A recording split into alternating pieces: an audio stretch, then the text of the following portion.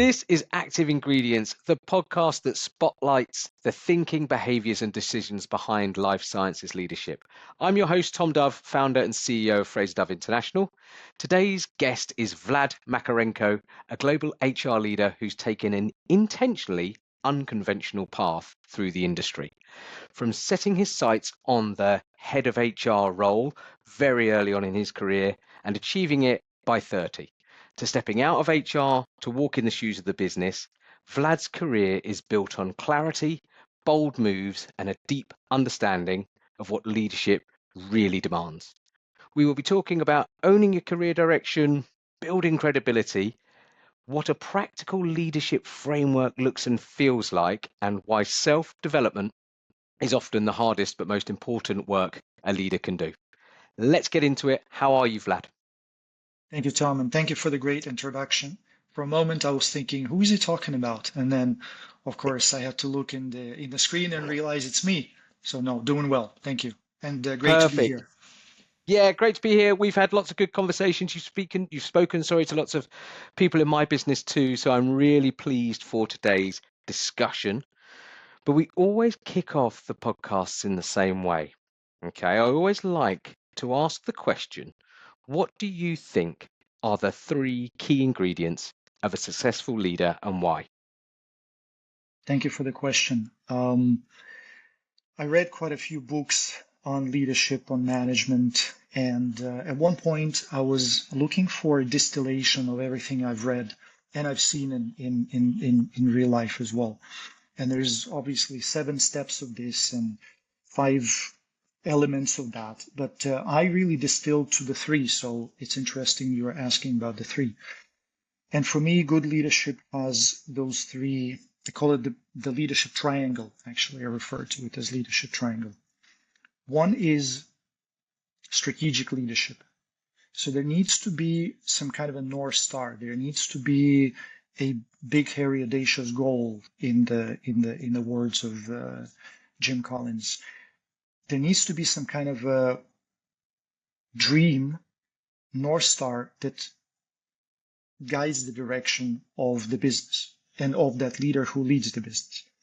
The second component is the people axis or the people component.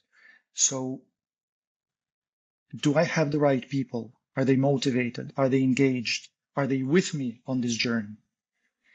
And the final component is decisive execution. And this was the one that probably took me the longest to realize, because having a vision and having the people to get to that vision are relatively straightforward. But then I kept asking myself, why is it that so many companies fail? Why is it that so many great initiatives fail? And I realized that because there was lack of execution and there was lack of decision making. So those would be the 3 for me. Love that. And from an HR perspective, having that people component Mm. is extraordinarily important. But also, I think, even from a broad leadership standpoint, this triangle really does work.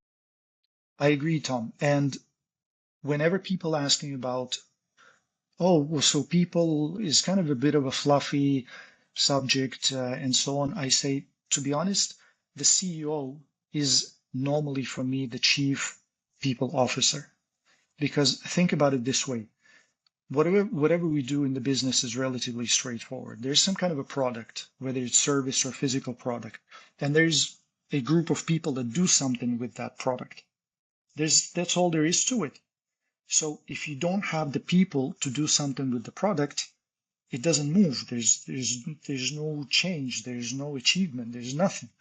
So therefore, the role of the leader at the very top and then cascading down to the first line manager is to make sure that the people are happily doing what they're supposed to do. Yeah, love that.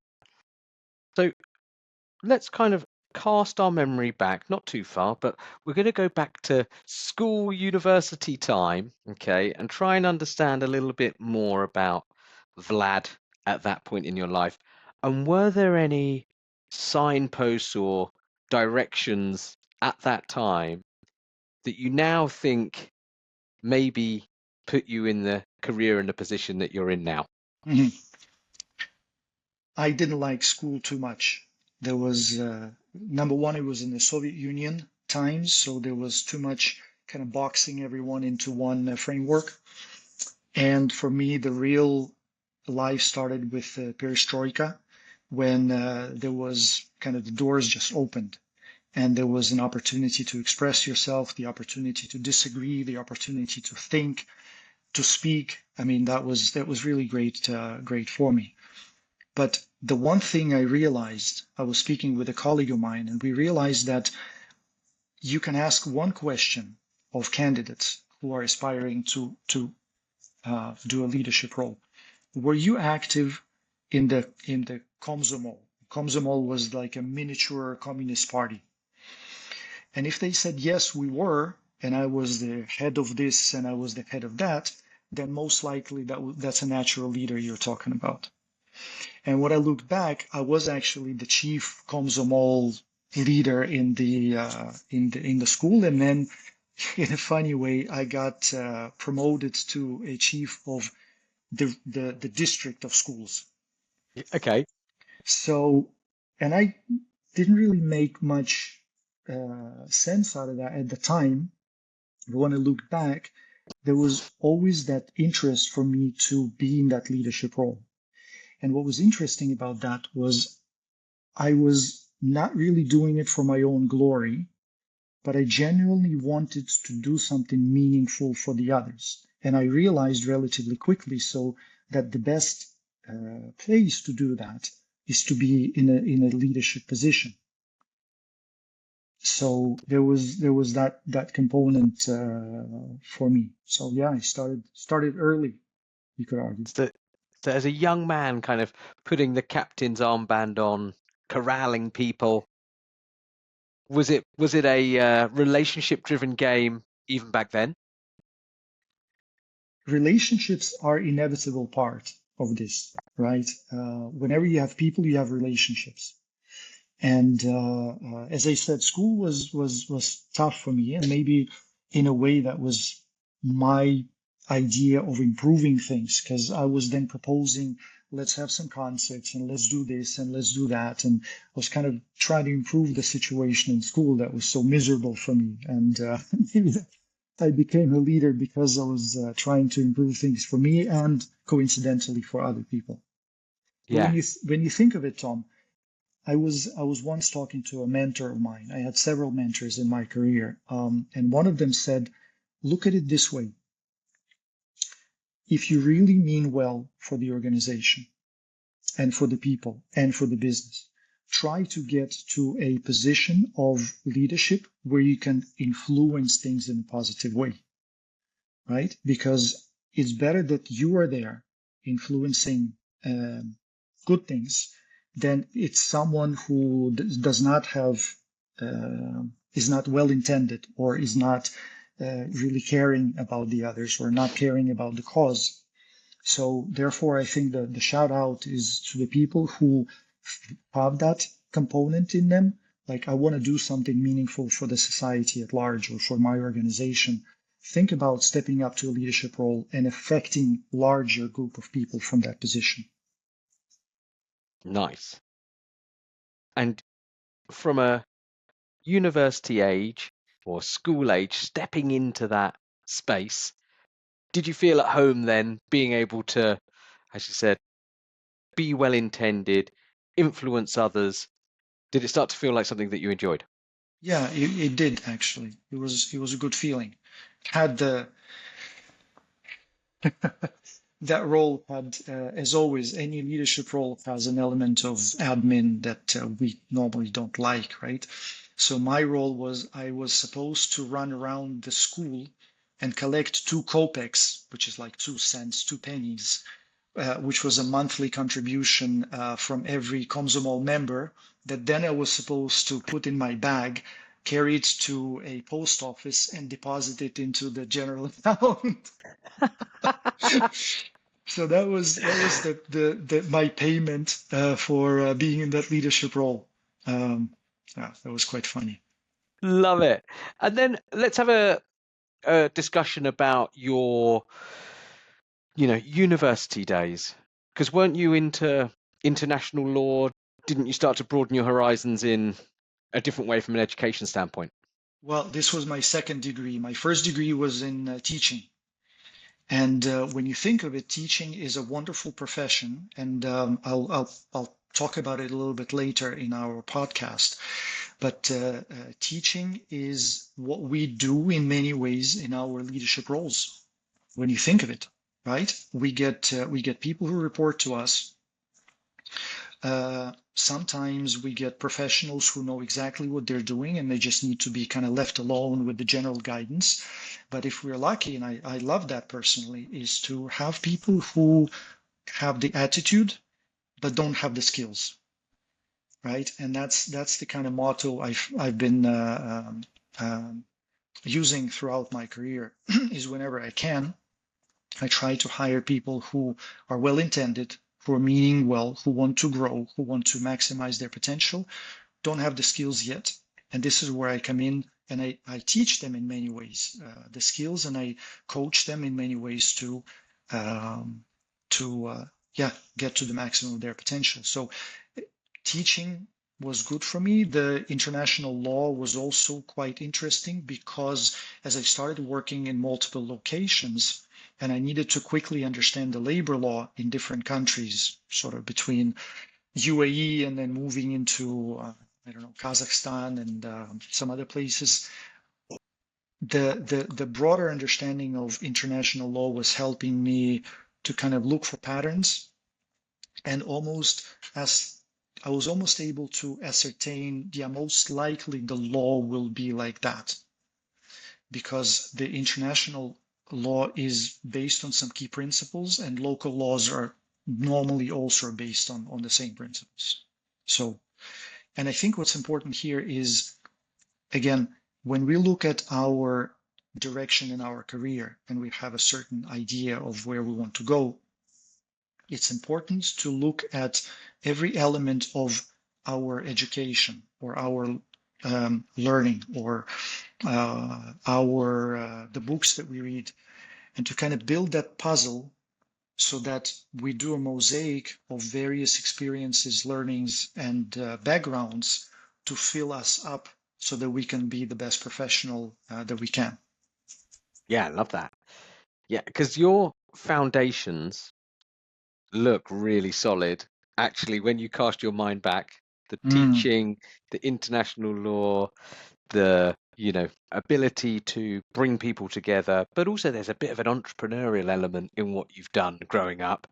They seem like foundations that have really set the tone for you to be able to fast track your career in the way that you have. yeah, I think so.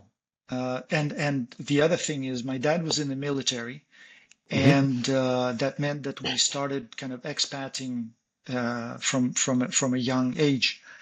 And again, I've lived as an expat with my family over the last 20 years or so.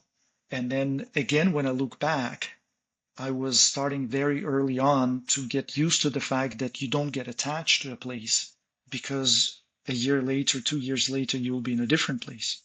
So yeah, seems that the whole preparation was starting early on. Yeah, and also having spoken with other people that moved a lot in formative years, you also understand how to almost create a new version of yourself and be able to engage with people in a different country, sometimes in a different language. So, all of a sudden, another great foundational step of being able to connect with people. Mm, true, very true. So, so you've started, your career.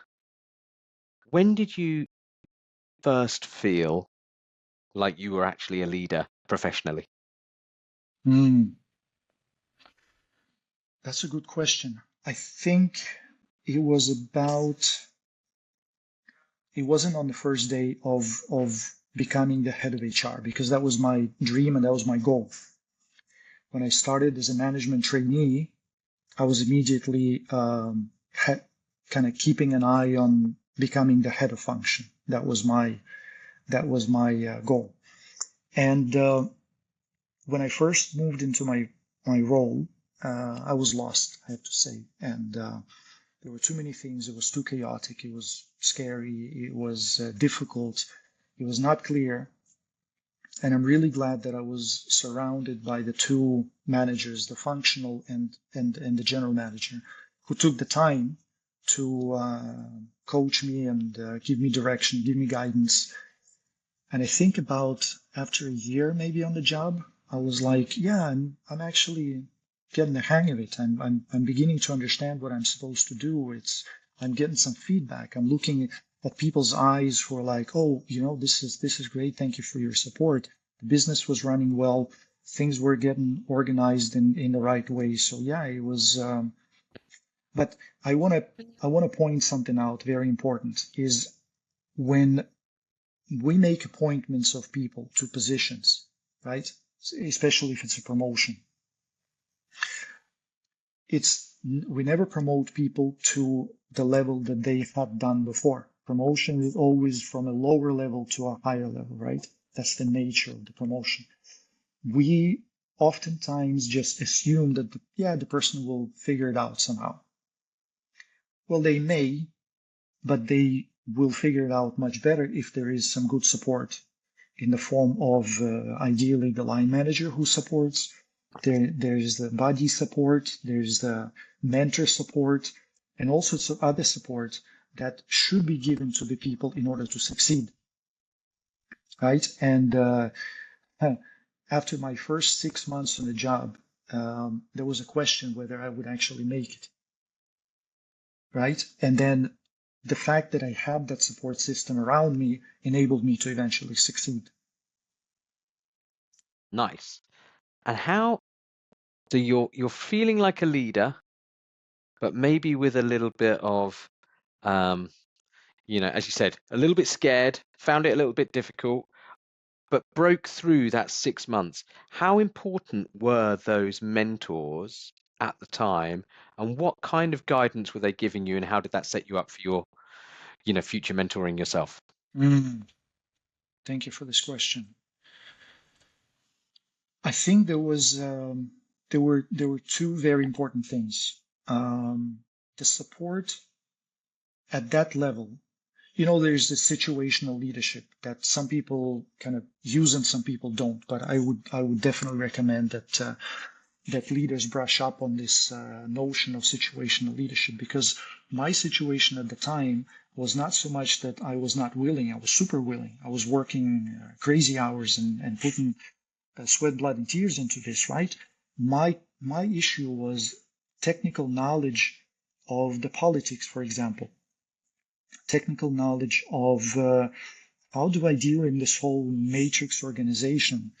My two bosses are next to me in Dubai, but the functional boss is in London, and then I have people in MENA region, and then it's like, how do I do this, right? So I literally had my general manager at the time, who was disproportionately spending a lot of time with me, calling me to his office and saying, okay, Vlad, look, there's a talent review coming up. How are you going to do this? And I'm like, well, I will have some materials and I'll show them on the screen. He's like, no, you don't do that. I said, what do you mean I don't do that? Yeah, well, listen, what you need to do is you need to call the marketing director and tell him what you're going to tell in the meeting. I'm like, that's not very productive.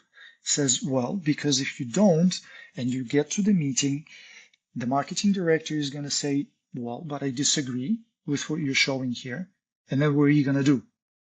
So it was those the things that we look back with at our level of experience and we're like, yeah, of course it's natural. Of course you got to do that. But how was I supposed to know if nobody taught me that before? You see what I mean?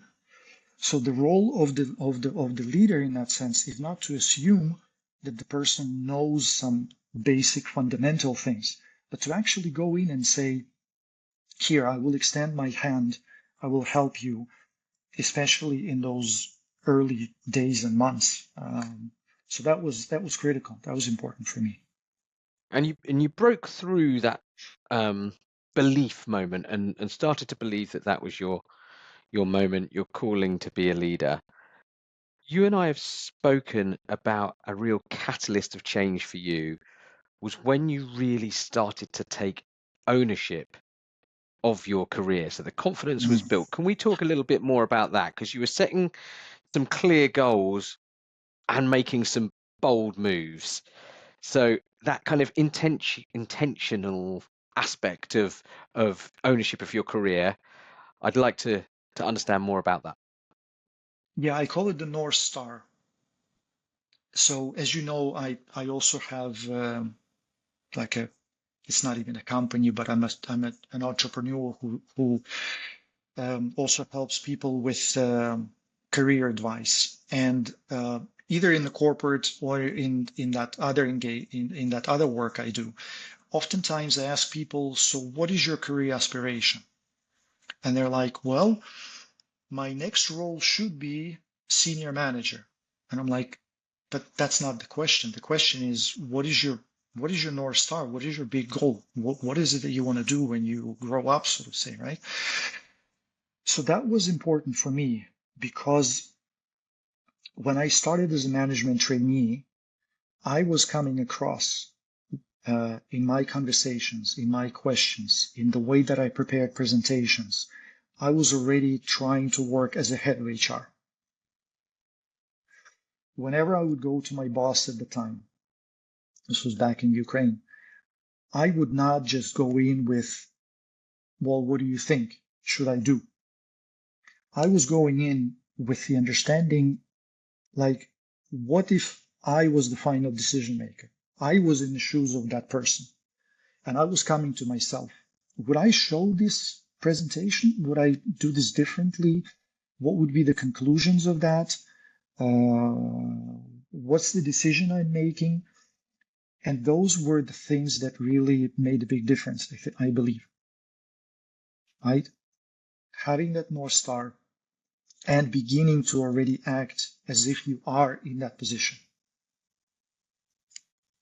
Love that. The act as if piece is key.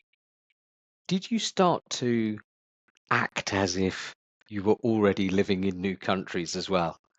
Because there were some bold bets that were made as well. You spoke about it earlier, being in Dubai with, moving from the Ukraine. So how did you, come to peace with that you were going to have to relocate for career advancement?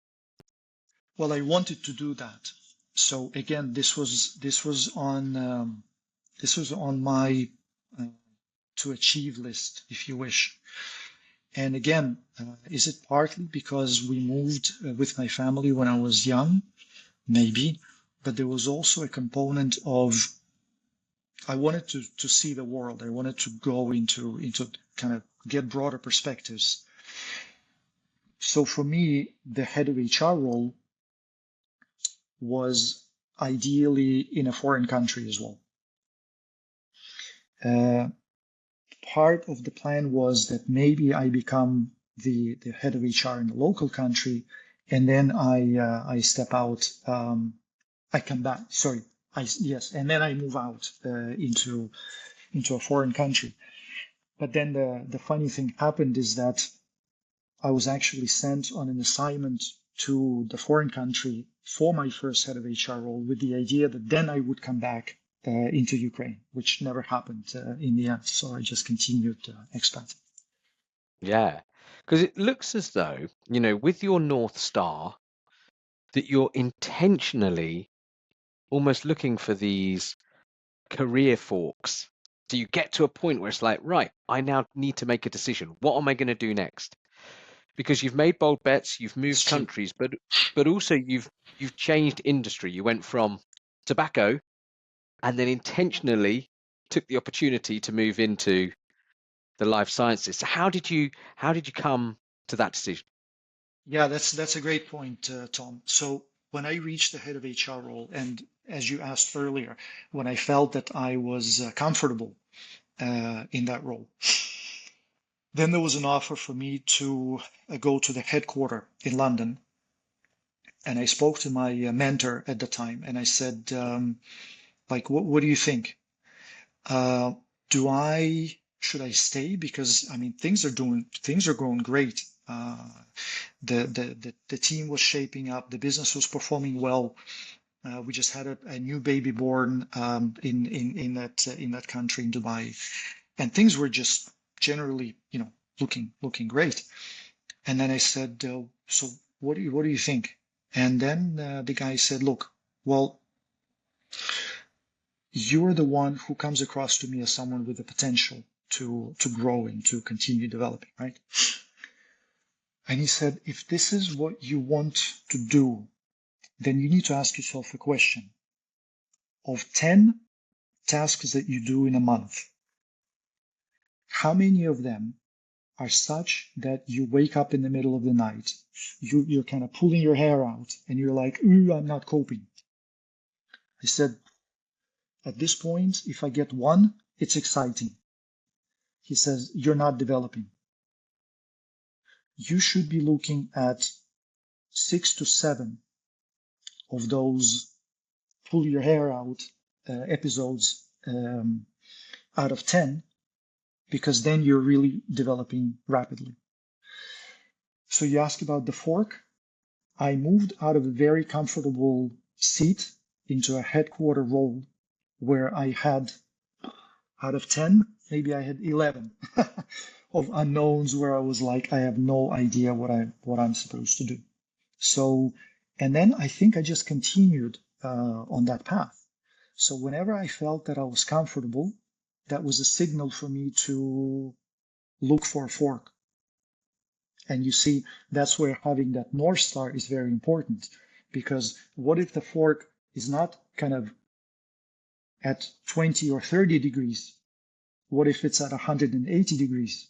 How do you decide then if you don't have a North Star?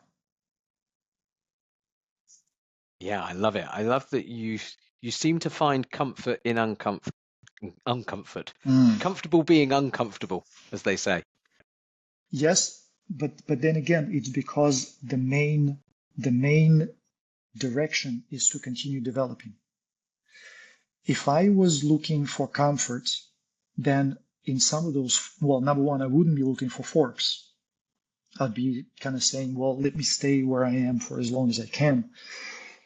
But because I am looking to further develop, and because I am looking to not just develop for the sake of developing, but to help society at large, to affect positive change around me, I kind of look at these things like, okay, maybe I have done enough here, and maybe the time for me has come to move on and work with some other people, work with some other businesses, and um, help out there. Yeah.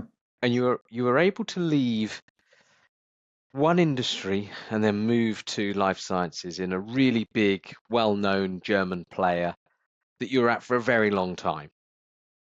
One of the really interesting discussions that we had when you were there, though, was that you came in to, well, not the comfort, but into an HR role. But then you took a very bold decision to actually leave HR to go to the business. Why were you thinking that was going to be a good idea a couple of years into your journey with that particular pharmaceutical company?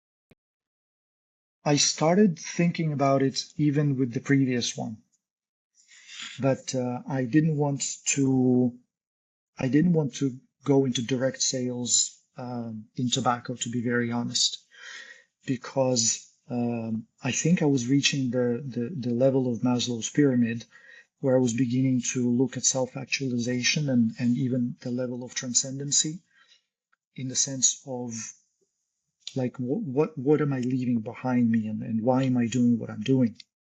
So my idea was to get into the business because I wanted to get firsthand experience of what's it like to be responsible for the P&L. What's it like to manage a brand? What's it like to understand what the representatives or sales or medical representatives are doing? And how can I do that? I can, of course, try and do that while being in HR. But this would be more kind of cognitive.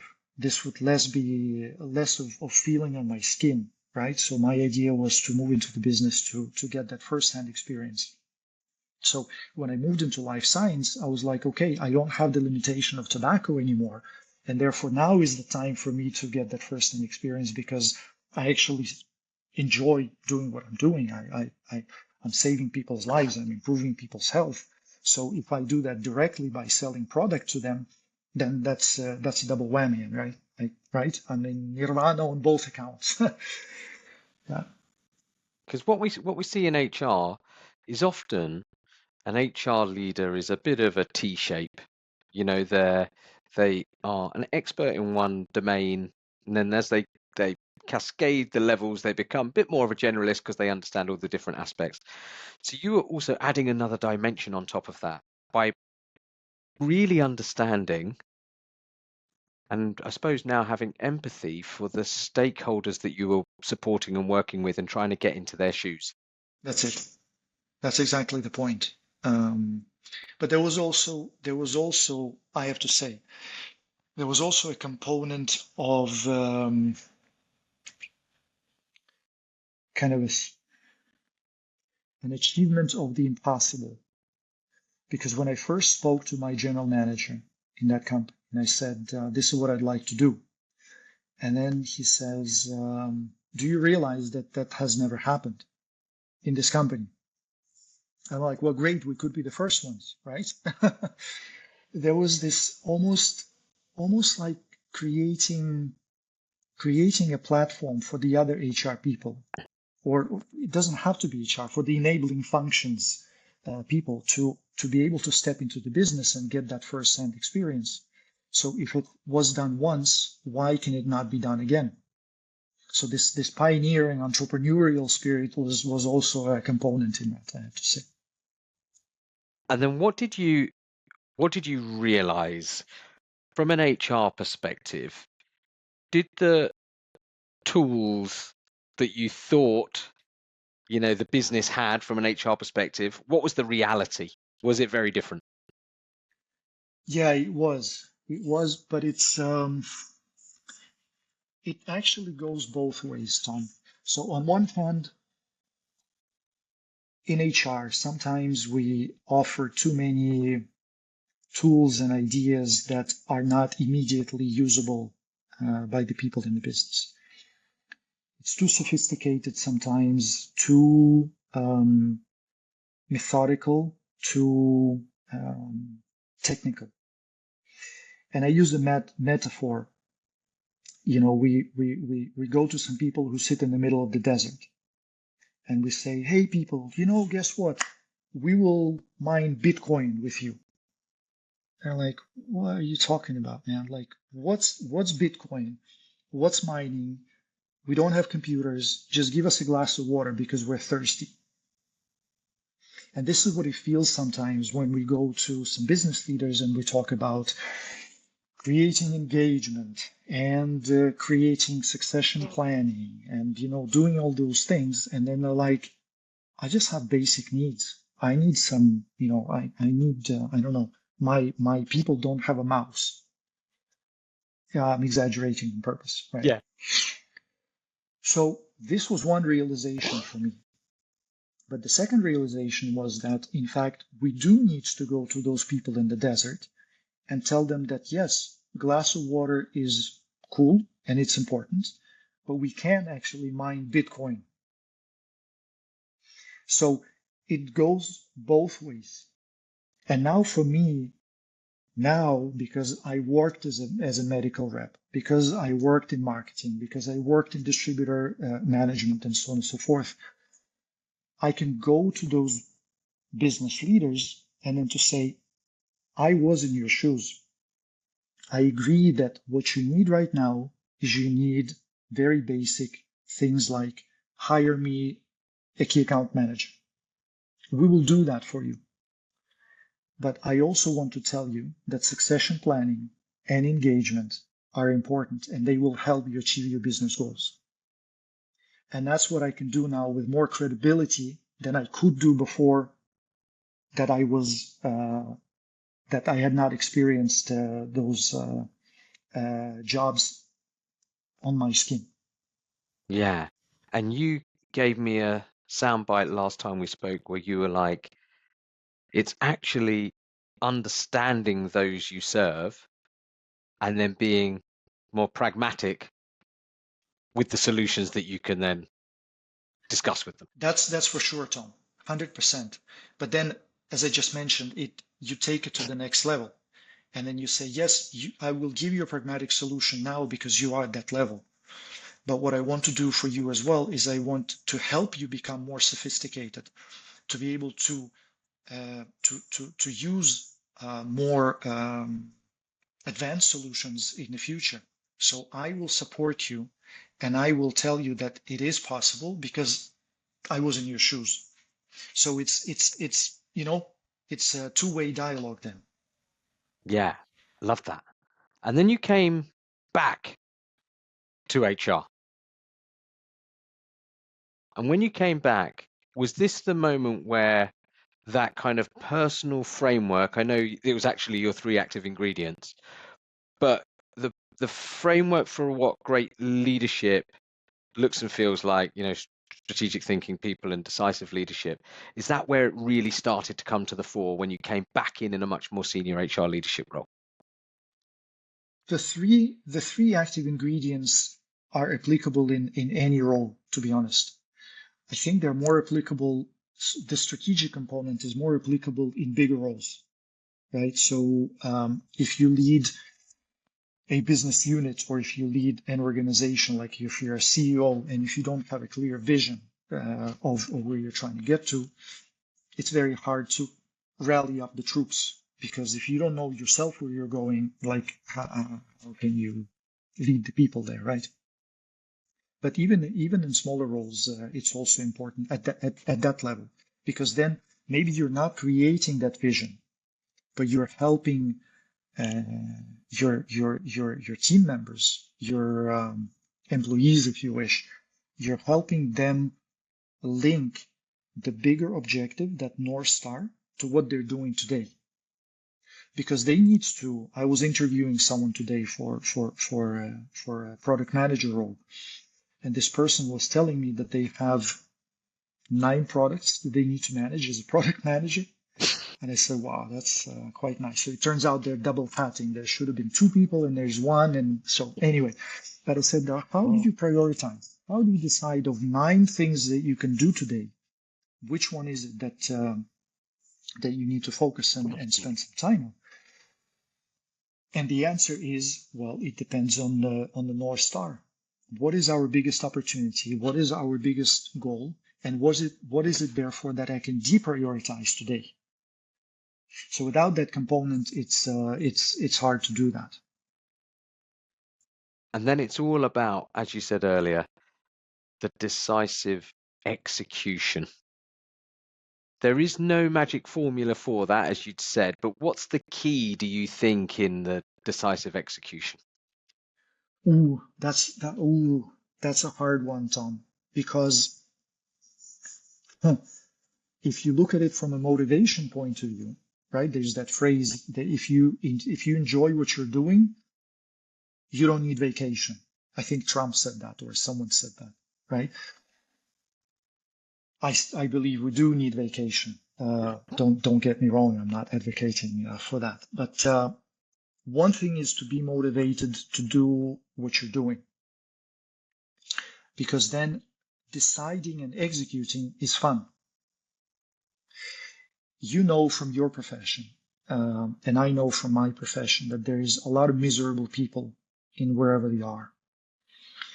And they're miserable and they don't even go to that self-realization that they're miserable. So get to a role where you are happy doing what you're doing, because then the motivation will be natural. But the second component, and that's why I was grimacing like that, is the basic discipline. Because sometimes you sit here, it's 5 p.m., it's 6 p.m., and you're like, I'm tired. But then there's something that you can still do today in order to get a better result tomorrow. And then sometimes it's the motivation, but sometimes it's the discipline to go ahead and do that. So if there's no discipline, there's no execution. and the consistency of showing up and doing it. Well, yes, yes.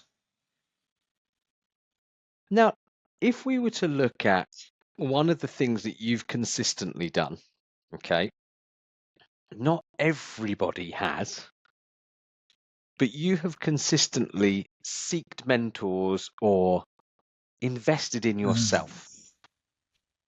So, how important do you think that is, that kind of self-investment, and what gains and developments have you personally seen? Mm. Um, this is critical. It's not important, it's critical. What I've observed with myself, but also with other people, is that we have sustained more psychological damage than we think.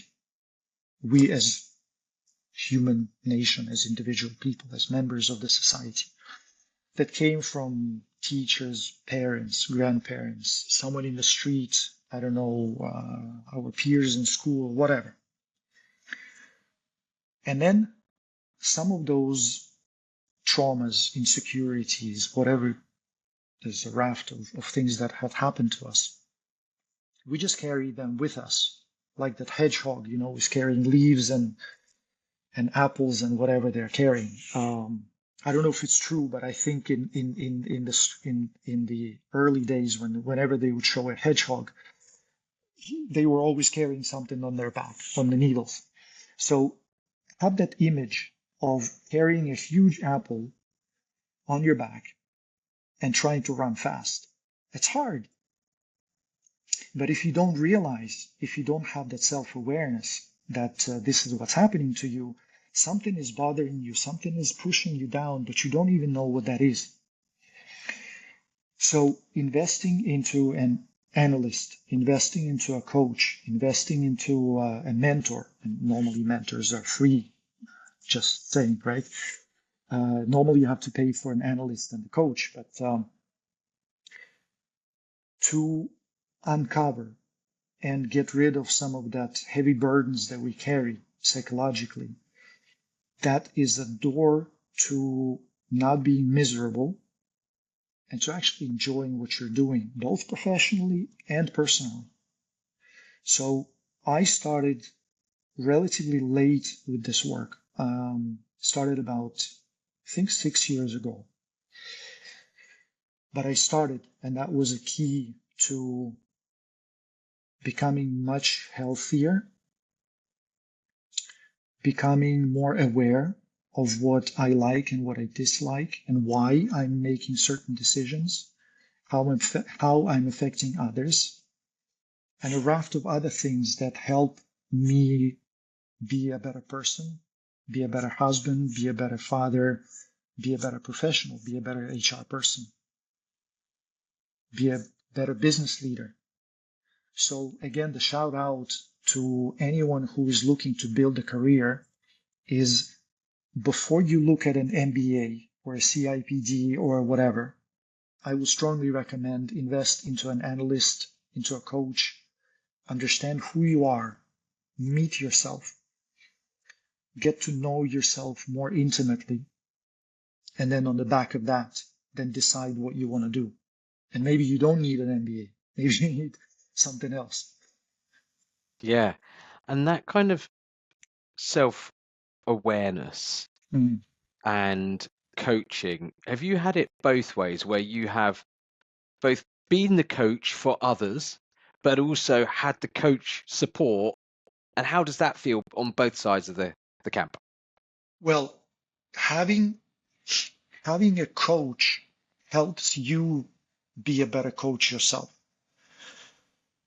Having an analyst helps you understand what people are struggling with, so that maybe not in a professional, not in an official way, but you can at least have more empathy because you are co-feeling with the people what you had felt yourself in those analytical sessions.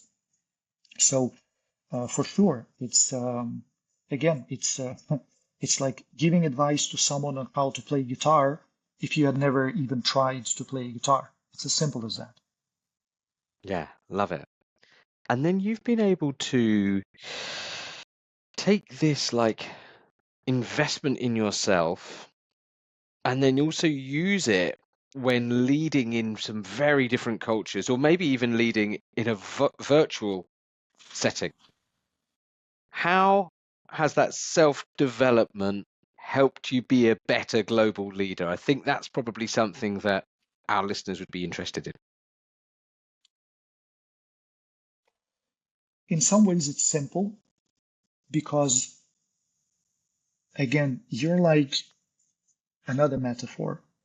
Uh, you have a vision of having, let's say, a perfect body, right? So you go to the gym, you ride a bicycle, you row, and you do all of those things. I think the critical piece is to say, okay, well, what kind of body do I want to have? Do I want to look like Arnold Schwarzenegger? Do I rather want to look like Van Damme or Bruce Lee? Because the three will be very different results. And therefore, the way that you will be training yourself and the way that you will be having the eating patterns and whatever will be very different. So if you're gearing up to be a global leader, of course, it is important to have that international experience. You cannot, I don't believe you can, it'd be very difficult to credibly lead a virtual global organization if you have not had international experience. So therefore, again, North Star, right? If you have a dream of becoming a global leader, it'd be advisable to think of how you can at least move out of your hometown. Yeah. Right? And start looking at some kind of other alterations and modifications to your experience in order to have that firsthand. Right? Yeah, I think that's the most important thing. Yeah. And I think it's clear that you lead with an authenticity and clarity of that North Star and knowing where you're going. And if you can get others to come and join you on that journey, then you're all pulling in the same direction and able to create that team dynamic, even if you are digitally working on all corners of the globe. Oh, absolutely. I think in that sense, after you have cracked some basic technical skills of working remotely, and we all have done during the pandemic, when you think of it, right? But some people have done it better. Some people have done it worse. We were in a we were in a call with ex students from my first university, and then it was a Zoom meeting or whatever kind of meeting, and it was a terrible, from a technical point of view, it was a terrible meeting. People spoke over each other. There was no dynamic to it. And then I thought about it. I'm like, well, how come it's different in a business setting? Because it runs really well in the business. And I realized that in the business we have trained to run a virtual meeting, either through a training or through empirics or through whatever, but we do this on a daily basis. So it becomes the second nature, to kind of look at people, to see, you raise hands and you kind of do those basic things, right? So if the people have not trained, then they will, they don't know how to do it. So therefore, if you have trained those basic things, then beyond that, any meeting is a normal meeting. And as a leader, I think the critical thing is you go into this meeting with what premise? What are you trying to achieve in that meeting? If you're trying to achieve a decision at the end of the meeting, right? Some good result. If you're looking at how people are feeling in that meeting, are they happy? Are they constructive? Are they engaged?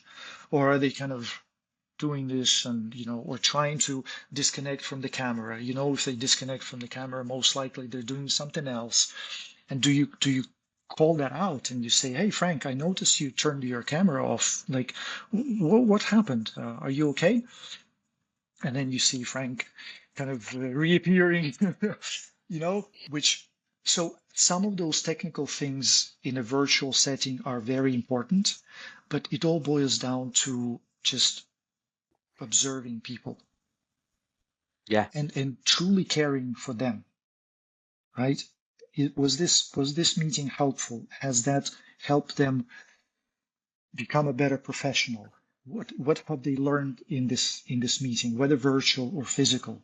And I think this servant leadership um, in a leader, if they display that, it goes a very long way to achieve that engagement, to achieve that motivation, to um, eventually achieve the business results, but not in a sneaky way, but simply because people are happier doing what they're doing. They're motivated. They want to do, and then they're aligned on the vision. And then, lo and behold, great things happen. Yeah. Love that. So I could talk to you about um, investing in yourself all day. I think it's a topic that you bring to life in such a nice way. But also, there's going to be another investment that we're all going to be making, not just in ourselves, but in artificial intelligence, Mm. right? So you're talking about emotional intelligence, change intelligence, whatever it is within inside you. I know that you've got a curiosity for tech and the future of how AI may be able to help HR. Can you give me your viewpoint on how we can best leverage it from a people's perspective?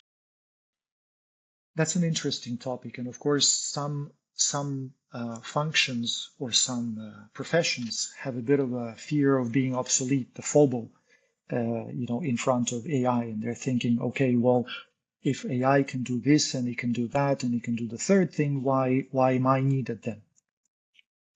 I'm looking for synergies here, because if I can get AI to go and do some basic fact finding for me, for example, right, that I don't need to sit in front of Google or whatever the search engine people are using and kind of going through elements and trying to figure out the details.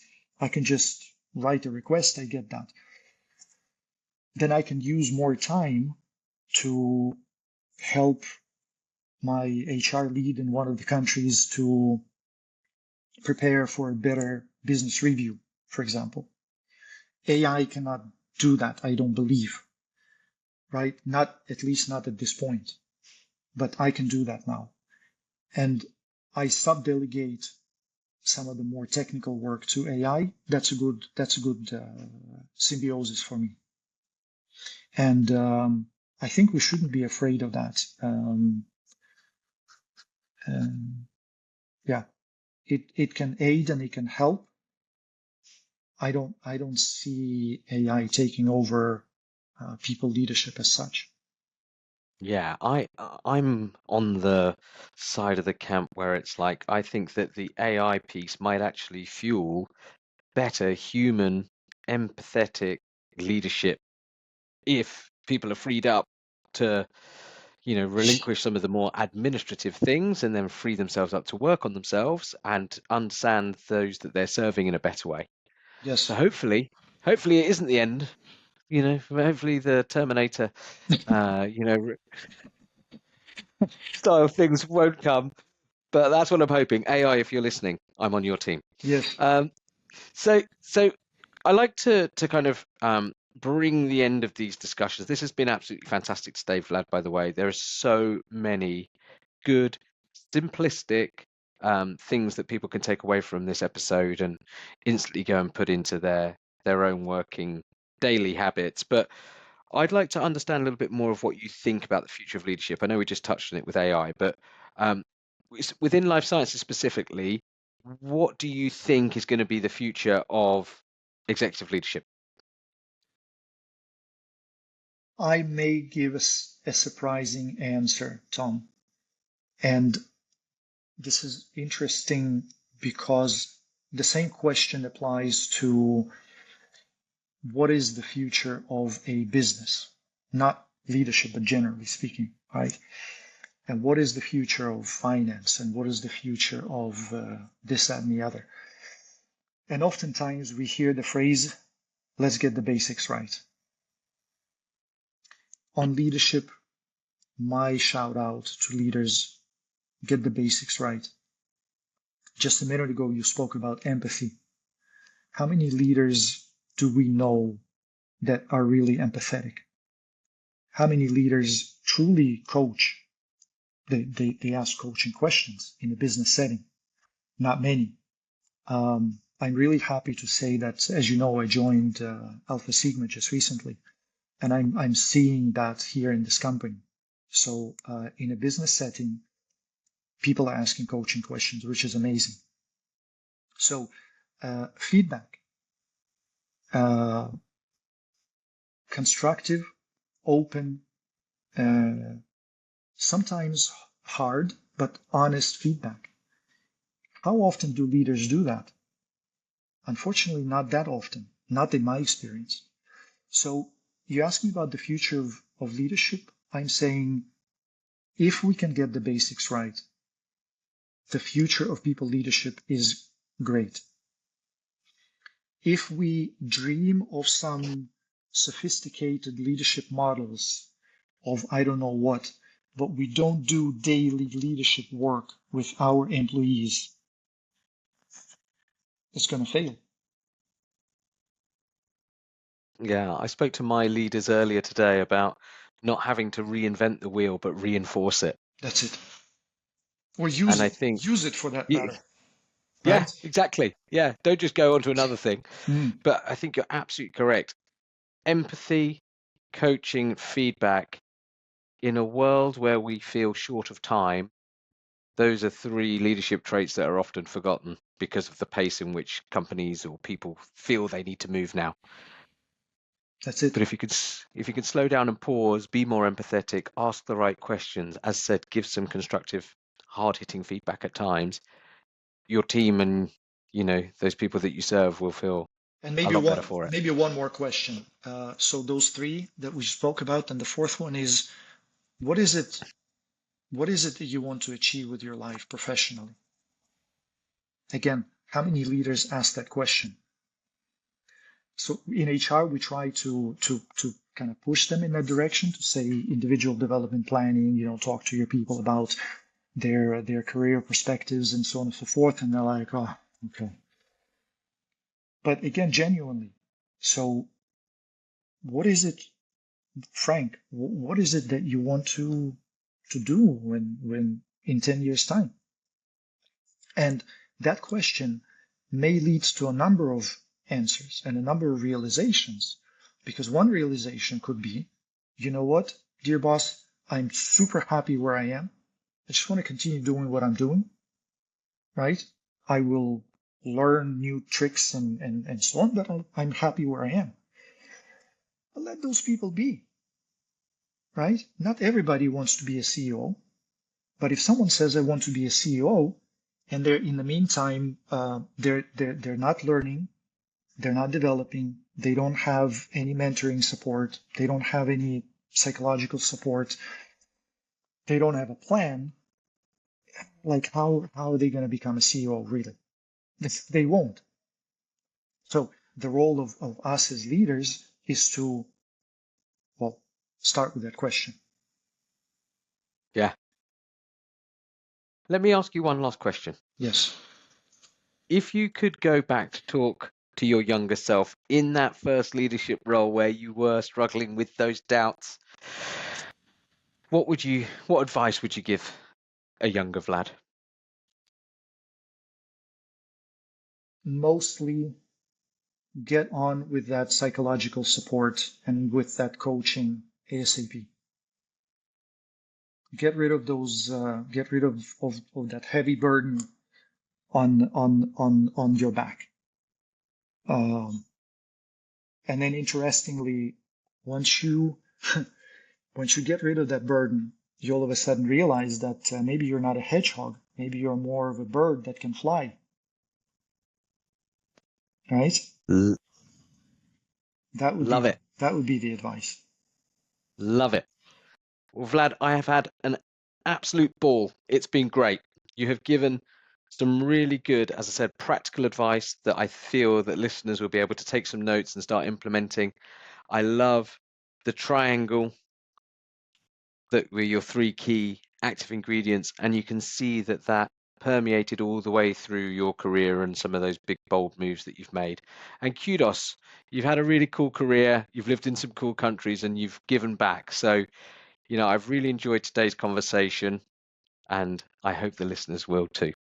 Thank you, Tom, and thank you for your questions. As we mentioned earlier, as I was preparing for the podcast, it really gave me some very interesting reflections on the things that I've done, maybe on the things I haven't done. So this was insightful for me as well. And of course, I'm really happy if people can take a little bit here and there from the things that I learned and learn from my mistakes or my successes rather than waiting until they're 50 to kind of start realizing things. So thank you for that. No problem. And I think that's one of the most rewarding parts of doing this podcast is actually giving people the opportunity to think back. You don't often get the chance to do it. And then also understand what journey you've been on. And as you said, if Mm. someone can take some practical advice, then we've all won. So, Vlad, thank you very much. I greatly appreciate it. Thank you, Tom.